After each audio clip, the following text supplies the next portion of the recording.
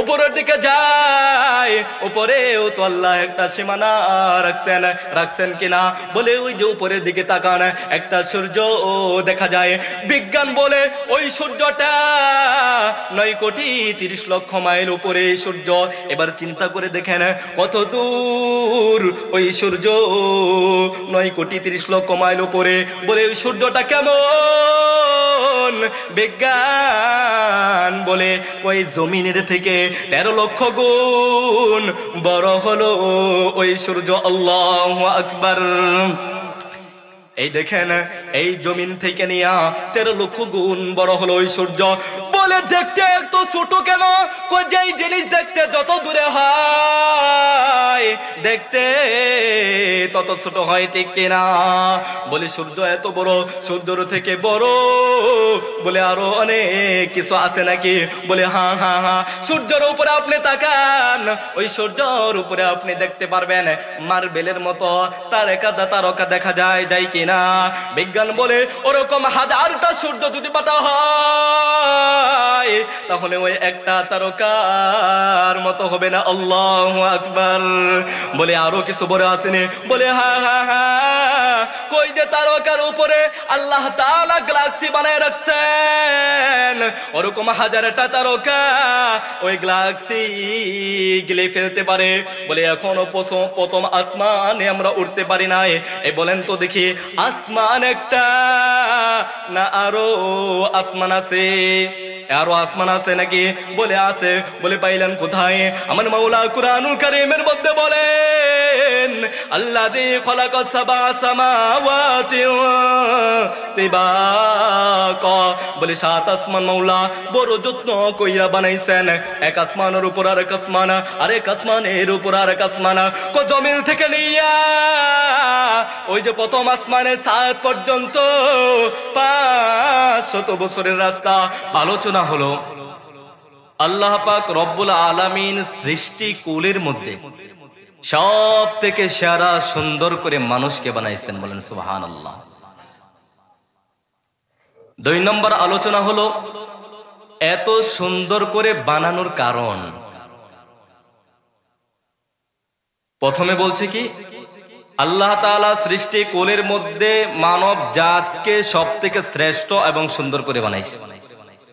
2 নম্বর আলোচনা, এত সুন্দর করে বানানোর কারণ আপনাদেরকে বোঝার স্বার্থে এই সূরাটাকে আমি 2টা ভাগে ভাগ করব। প্রথম ভাগে 4 আয়াত, দ্বিতীয় ভাগে 4 আয়াত। অনেক লম্বা আলোচনা। প্রথম ভাগের 4 আয়াতের আলোচনা আপনাদেরকে বোঝানোর জন্য, যদি সময় পাই পরের 4 আয়াত আপনাদেরকে বোঝাই ইনশাআল্লাহ। আল্লাহ তাআলা প্রথম 4 আয়াতের 4 নম্বর আয়াতে আল্লাহ তাআলা বলছেন, লাকাদ খালাকনাল ইনসানা ফি আহসানি তাকওয়িম। বলে আমি মানুষকে সৃষ্টির সেরা সুন্দর করে বানাইছি। এর আগে আরো 3টা আয়াত আছে না নাই? 3টা আয়াতে আল্লাহ তাআলা 4টা কসম কাটছেন। কয়টা কসম? 4টা কসম কাইটা এরপরে বলছেন যে আমি মানুষকে সবথেকে সুন্দর করে বানাইছি। এই আল্লাহর কসম কাটার কি প্রয়োজন ছিল নাকি? ছিল? আল্লাহ যদি এমনিই বলতেন যে আমি মানুষকে সুন্দর করে বানাইছি, এতেই তো যথেষ্ট ছিল। আমরাও কসম কাটি, কাটি কিনা? বলে কেন কসম কাটি? বলে যে জিনিসটার উপর কসম কাটা হয়, যেই কথাটার উপর কসম কাটা হয়, ওই কথাটা ওজন বোঝানোর জন্য আমরা কসম কাটি, ঠিক কিনা? আবারও কসম কাটি দামি বস্তুর উপরে। কেহ ব্যবসার কসম খায়, কেহ ব্যবসার কসম খায়। ভাই কাপড়ের দাম কত? বলে 1500 টাকা। ক্রেতা বলছে ভাই 1000 টাকা দেব। দোকানদার বলে আমার দোকানের কসম 1200 টাকা দিয়ে কিনতেও পারি নাই। বলে কিনা? আবার কেহ সন্তানের কসম কাটে, কাটে কিনা? আবার কেহ সুদের টাকা নিয়ে ঝগড়া লাগছে, চল দেখি মসজিদে উঠি। সুদের টাকা নিয়ে ঝগড়া, হিসাব মিলে না, বলে চল দেখি মসজিদে। বলে যে দোকানের কসম কাটলো, যে সন্তানের কসম কাটলো, তার কাছে মূল্যবান বস্তু হলো দোকান, তার কাছে মূল্যবান বস্তু হলো আপনার মসজিদ, তার কাছে মূল্যবান বস্তু হলো আপনার সন্তান। আল্লাহ যে কসম কাটছেন, আজ পর্যন্ত কি শুনছেন যে কোন মানুষ জুতার কসম কাটছে? কথা বলেন, আপনারা ঘুমাইতেছেন নাকি? কোন মানুষকে জুতার কসম কাটছে শুনছেন? বলি না। বলি কম দামা বস্তুর উপর কেউ কসম কাটে না। কাটে নাকি? সবাই দামি বস্তুর উপর কসম কাটে। আমার আল্লাহ তাআলা দামি বস্তুর উপর কসম কাটলো।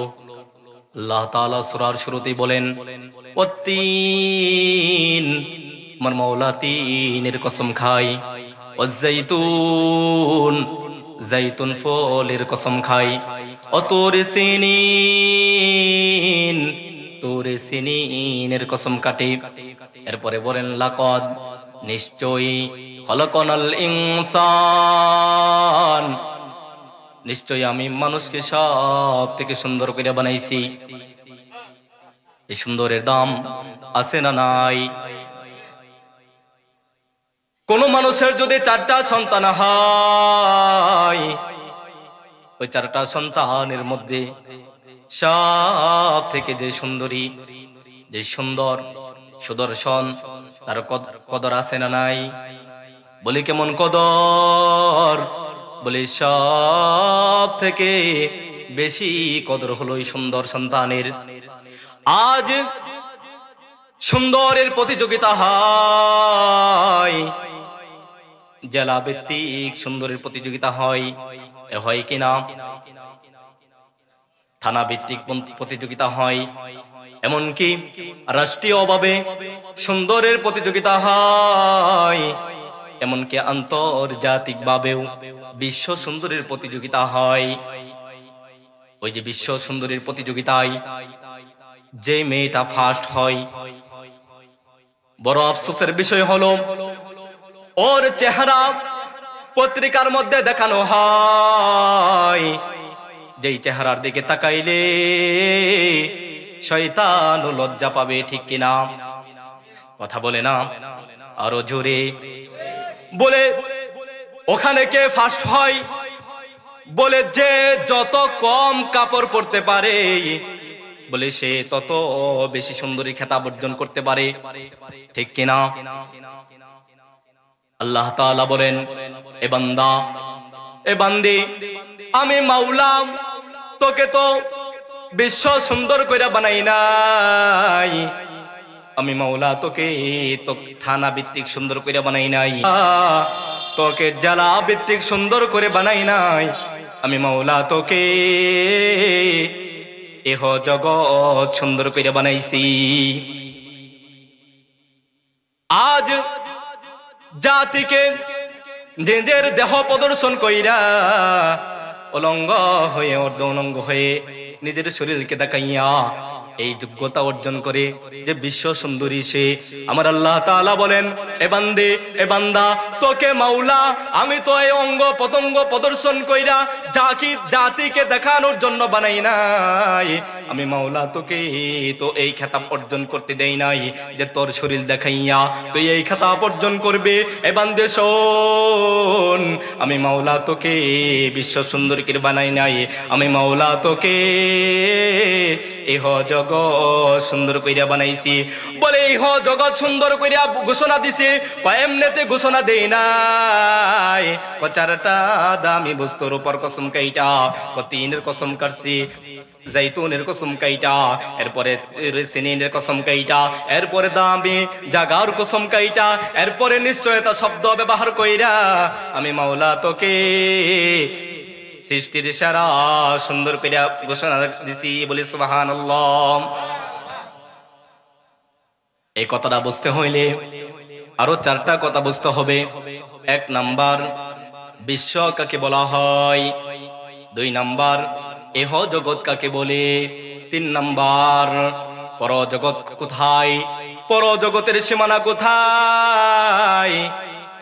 4 নাম্বার, প্রত্যেকটা জিনিস বানানোর আগে ফরমা দরকার, ফরমা বানানো হয়। এ বলেন তো দেখি, ইট আগে বানাই না ফরমা আগে বানাই? কি বানায় আগে? ফরমা আগে বানাই। আল্লাহ তাআলা আমাদেরকে যে বানাইছেন,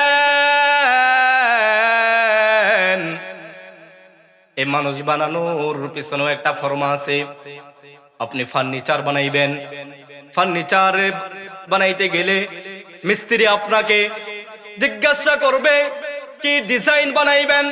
আপনি যদি বলেন এমনি এমনি বানান, বলেন তো দেখি পরশিনকালে ও কি মিস্ত্রি ফার্নিচার বানাইতে পারবে? বলে না না না, আপনার সামনে ক্যাটালগ তুলে দিবে, বলে কোন ডিজাইনে বানাবেন, এরপরে আপনি ওই ডিজাইন দেখাবেন, এরপরে আপনার ফার্নিচার বানা হবে।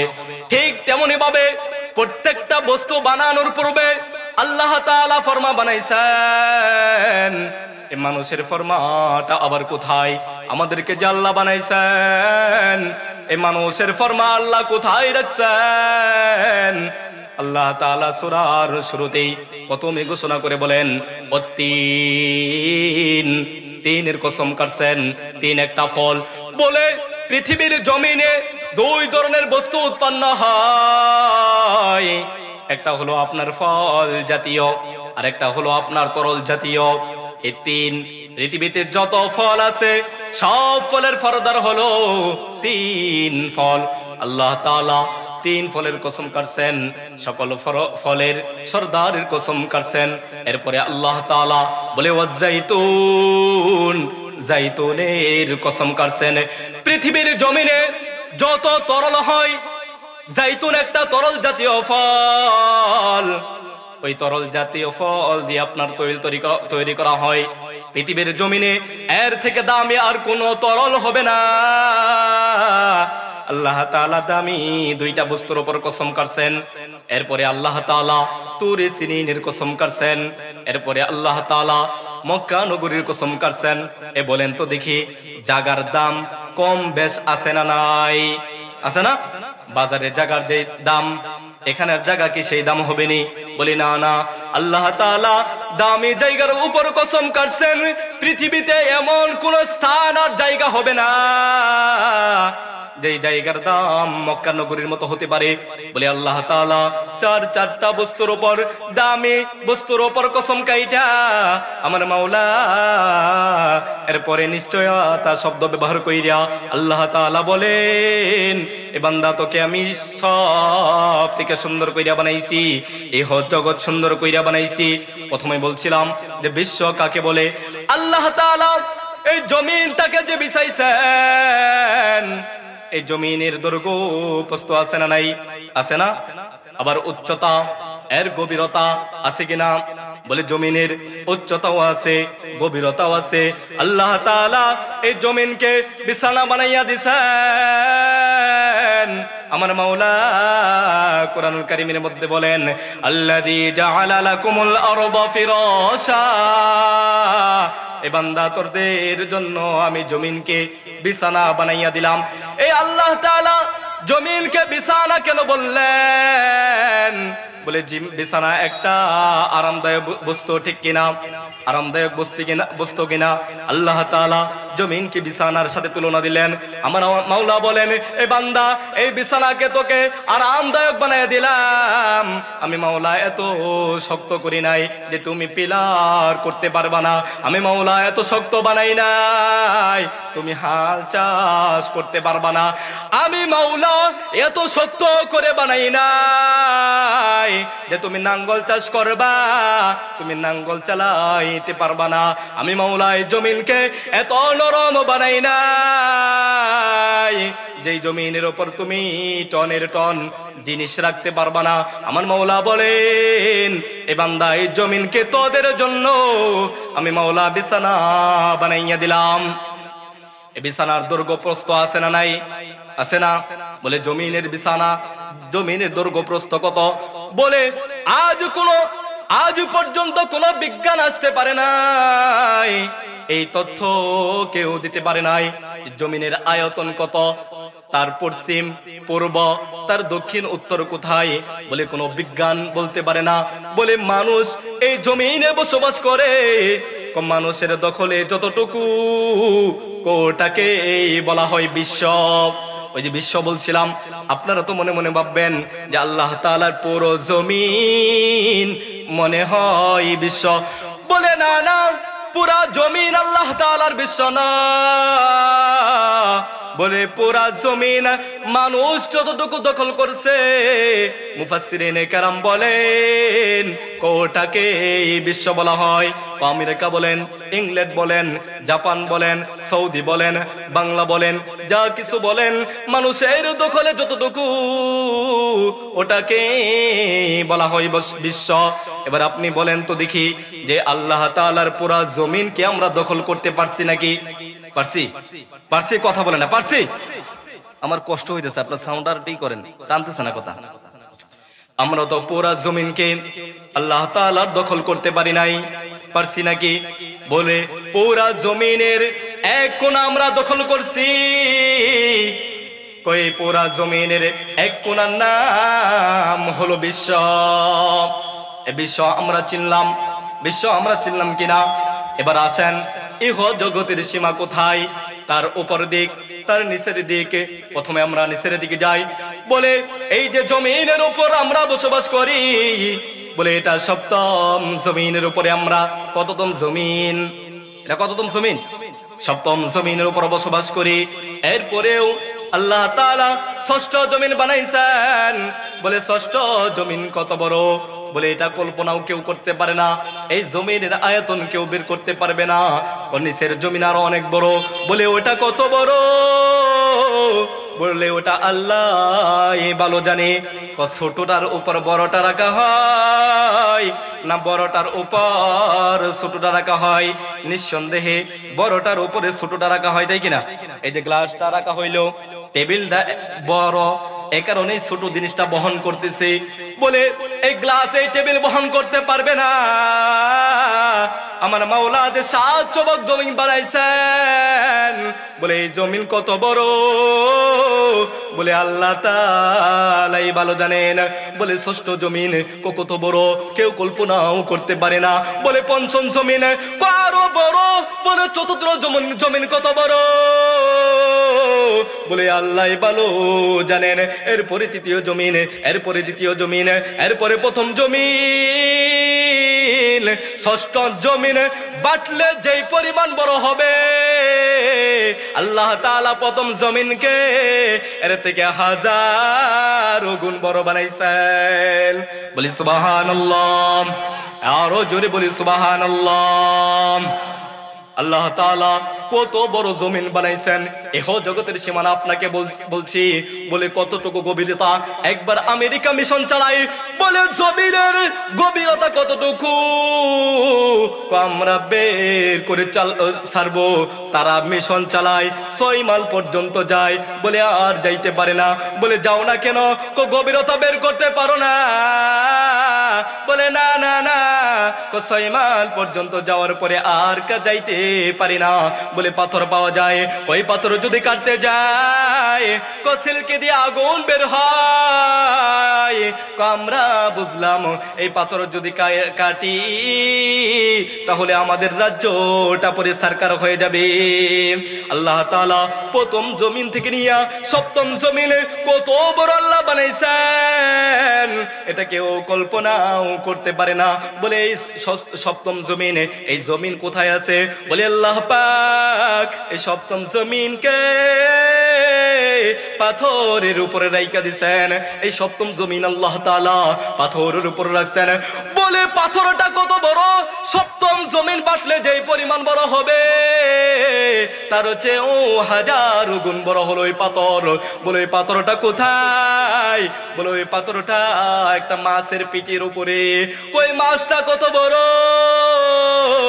প্রথম জমিন থেকে নিয়ে সপ্তম জমিন পর্যন্ত যতটুকু বড়, পাথর যত বড়, সপ্তম জমিনের থেকে ওই পাথর হলো অনেক বড়। ওই পাথরের থেকে ওই মাছটা হলো অনেক বড়। ওই মাছটা কোথায় আছে? বলে ওই মাছটা একটু পানির উপরে। বলে পানির আয়তন কত? বলে আল্লাহ ভালো জানে, এর কোনো তথ্য কেউ বের করতে পারবে না। বলে ওই পানি কোথায়, ওই পানি আল্লাহ কোথায় রাখছেন? বলে ওই পানিটুকু আল্লাহ তাআলা প্লেটের উপরে রাখছেন। সুবহানাল্লাহ। বলে ওই প্লেটটা কোথায়, কিসের উপরে অবস্থান করে আমার মাওলা বলেন? বলে না না না, ওই প্লেট কোনো কিছুর উপরে নাই। বলে ওই প্লেটটা আমি আল্লাহ পাক বলে শূন্যে বাসায়া রাখছি। সুবহানাল্লাহ। তাহলে প্রথম জমিন থেকে নিয়ে সপ্তম জমিন পর্যন্ত, এরপরে পাথরের পরে হলো মাছ, ওই মাছের পরে হলো পানি, পানির পরে হলো প্লেট। ওই প্লেটটা আল্লাহ তাআলা শূন্যে বসায় রাখছেন। বলে ওই প্লেটের নিচের অংশকে বলা হয় ইহ জগতের শেষ সীমা। চিল্লায়া বলি সুবহানাল্লাহ। আল্লাহ তাআলা কত বড় জমিন আপনাকে আমাকে বানাইছেন। নিচের দিকে চিনলাম পাতালপুরি কোথায়, ওই যে প্লেটের শেষ সীমানা। এরপরে আসেন উপরের দিকে যায়, উপরেও তো আল্লাহ একটা সীমানা রাখছেন কিনা? বলে ওই যে উপরের দিকে তাকান, একটা সূর্য দেখা যায়। বিজ্ঞান বলে ওই সূর্যটা 9,30,00,000 মাইল উপরে সূর্য। এবার চিন্তা করে দেখেন কত দূর ওই সূর্য, 9,30,00,000 মাইল উপরে। বলে ওই সূর্যটা কেমন? বিজ্ঞান বলে ওই জমিনের থেকে 13 লক্ষ গুণ বড় হলো ওই সূর্য। আল্লাহু আকবার। এই দেখেন, এই জমিন থেকে নিয়ে 13 লক্ষ গুণ বড় হলো ওই সূর্য। বলে দেখতে এত ছোট কেন? যেই জিনিস দেখতে যত দূরে হয়, দেখতে তত ছোট হয়, ঠিক কিনা? বলে সূর্য এত বড়, সূর্যের থেকে বড় বলে আরো অনেক কিছু আছে নাকি? বলে হ্যাঁ হ্যাঁ হ্যাঁ। সূর্যের উপরে আপনি তাকান, ওই সূর্যের উপরে আপনি দেখতে পারবেন মার্বেলের মতো তারকা দেখা যায় কিনা? বিজ্ঞান বলে ওরকম 1000টা সূর্য যদি পাতা হয়, তাহলে ওই একটা তারকার মতো হবে না। আল্লাহু আকবার। বলে আরো কিছু বড় আসেনি? বলে হ্যাঁ হ্যাঁ হ্যাঁ।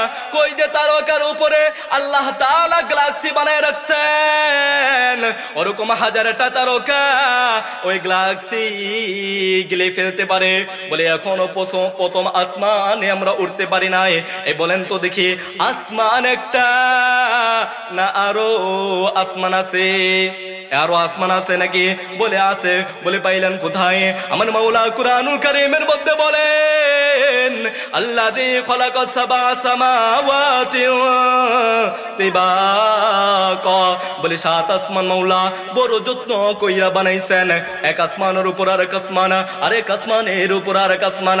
জমিন থেকে নিয়া ওই যে প্রথম আসমানের ছাদ পর্যন্ত 500 বছরের রাস্তা। বলে এই রাস্তা, এই গতি কেমন গতি এটা? বলে এটা কি সাইকেলের গতি? বলে না না না না। বলে এটা কি হেলিকপ্টারের গতি? বলে তাও না। বলে এটা কি মোটর সাইকেলের গতি? বলে তাও না। বলে এটা কি মাইকুর গতি? বলে তাও না। বলে তাহলে এটা কিসের গতি? আল্লাহর নবী বলেন ওটা হলো তোমার আলোর গতি। আলোর গতি কেমন হয়? বিজ্ঞান বলে ওই যে সূর্য যে আলো দেয়, ওই আলো এমন স্পিড 1,86,000 মাইল পর্যন্ত ওই আলো দৌড়াইতে পারে। চিল্লায় বলে আল্লাহু আকবার। কোন মানুষ যদি এমন স্পিরিট যানবাহন বানাইয়া ফেলে, এমন স্পিরিট কেউ যদি গাড়ি বানাইয়া ফেলে, বলে এরপরে ও প্রথম আসমানে উঠতে পারবে না। জমিন থেকে নিয়া প্রথম আসমান পর্যন্ত 500 বছরের রাস্তা। বলে প্রথম আসমান থেকে জমিন থেকে নিয়া 500 বছরের রাস্তা। বলে ওই প্রথম আসমানের ছাদ, ওইটা আবার 500 বছরের রাস্তা। বলি আল্লাহু আকবার। এই জমিন থেকে নিয়া প্রথম আসমানের ছাদ অতিক্রম করা পর্যন্ত আল্লাহ 1000 বছর রাইখা দিছেন। এরপরে দ্বিতীয় আসমান আবার 1000 বছর রাস্তা। এরপরে তৃতীয় আসমান, ওখানেও আবার 1000 বছর রাস্তা। এরপরে চতুর্থ আসমান, বলে ওখানে ও আরো 1000 বছর রাস্তা। বলে এরপরেও পঞ্চম আসমান, বলে ওই পঞ্চম আসমান পর্যন্ত জমিন থেকে নিয়া, বলে ওই পঞ্চম আসমান পর্যন্ত 500 বছরের রাস্তা। বলে এরপরে ষষ্ঠ আসমান, এরপরে সপ্তম আসমান, জমিন থেকে নিয়া আমার মাওলা পাক সপ্তম আসমান পর্যন্ত 7000 বছরের রাস্তা রাইখা দিছেন। বলি এখনো কি ইহ জগতের সীমানা পাইলাম? আমার আল্লাহ তাআলা বলেন, না না, এখনো তুমি ইহ জগতের সীমানা পাও নাই। জমিন থেকে নিয়া সপ্তম আসমান পর্যন্ত 7000 বছরের রাস্তা। বলি সপ্তম আসমান থেকে নিয়া ওই যে সিদরাতুল মুনতাহা, ওখানেও আবার 7000 বছর রাস্তা। তাহলে বোঝা গেল জমিন থেকে নিয়া ওই যে সপ্তম আসমান পর্যন্ত 7000 বছর রাস্তা। সপ্তম আসমান থেকে নিয়া ওই যে সিদরাতুল মুনতাহা পর্যন্ত, ওখানেও আবার 7000 বছর রাস্তা। এই যে মোট 14000 বছর রাস্তা। ওই যে সিদরাতুল মুনতাহা আর ওই যে পাতালপুরি অর্থাৎ প্লেটের নিচের অংশকে বলা হয় ইহ জগতের পরিসীমা। আল্লাহু আকবার। আরো জোরে বলি আল্লাহু আকবার, আরো জোরে বলি আল্লাহু আকবার। আমার আল্লাহ তাআলা বলেন, এই বান্দা তুই এই বিশ্ব সুন্দর প্রতিযোগিতা দেওয়ার জন্য, এই খেতাব অর্জন করার জন্য তুমি উলঙ্গ হয়ে, অর্ধ উলঙ্গ হয়ে জাতিকে শরীরের অঙ্গ প্রদর্শন কইরা এই খেতাব অর্জন করো। এই বান্দা শোন, আমি মাওলা তোকে তো ইহ জগৎ সুন্দর কইরা বানাই নাই। আমি মাওলা তোকে ইহ জগৎ বিশ্ব সুন্দরী কইরা বানাই নাই। আমি মাওলা তোকে ইহ জগৎ সুন্দর কইরা বানাইছি। বলি আল্লাহু আকবার। তাহলে আল্লাহ তাআলা কত দামি করে বানাইছেন। এবার আসেন, এক নম্বরে বলছিলাম বিশ্ব কাকে বলে। বিশ্বকে আল্লাহ তাআলার পুরো জমিনকে বলা হয় না পুরো জমিনের একটা কোনা বিশ্ব? কে বুঝলেন? ঘুমাইতেছেন নাকি আপনারা? কণ্ঠের মায়া পড়ে গেছে না? পুরো জমিনকে বিশ্ব বলা হয় না, পুরো জমিনের এক কোণার নাম হলো বিশ্ব। মুফাসসিরিনে কেরাম বলেন, পিপিলিকার একটা বিশ্ব আছে, বাঘেরও একটা বিশ্ব আছে, মানুষেরও একটা বিশ্ব আছে। বলে মানুষ যতটুকু দখল করে রাখছে ওটাকেই বলা হয় বিশ্ব। এবার আসেন, বিশ্ব চিনলাম, ইহ জগৎ চিনলাম, এরপর বলছিলাম পরজগৎ। পরজগৎ কত বড়, বিশ্বর মাঝে আর ইহ জগতের মধ্যে যে পরিমাণ ব্যবধান, ঠিক তেমনি ভাবে ইহ জগৎ আর পর জগতের মধ্যে সেই রকম ব্যবধান। বলে মার পেট যেই রকম ছোট, আমরা যখন মার পেটে ছিলাম একজন ফেরেশতা আইসা বলতো, এ বান্দা জিকির কর, দুনিয়ায় যাইবা অনেক খোলা মেলা জায়গা। আমরাও তখন বলতাম, এ মিয়া আরো কি অনেক বড় দুনিয়া আসেনি? বলে হ্যাঁ হ্যাঁ হ্যাঁ। তখন আমরা বিশ্বাস করতাম না যে হাই হাই এত বড় দুনিয়া, এত বড় মায়ের পেট, এরপরেও কি আরো বড় দুনিয়া আসেনি?